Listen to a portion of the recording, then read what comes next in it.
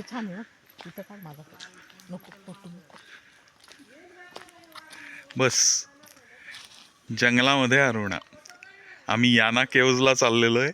आजूबाजूला गर्द जंगल आहे, म्हणजे उन्हाचा मागमूस नाही आहे. खाली वरती पाहिलं तर सूर्य दिसतोय बघा तुम्हाला, कसा बसा दिसला तर दिसणार तो. इतकं गर्द जंगल आहे की खाली ऊन येत सुद्धा नाहीये. आणि मध्ये पायवाट आहे. कचऱ्याला बघ ना किती. कचरा काय? कचऱ्याला हा, कचऱ्याला टोपली केली.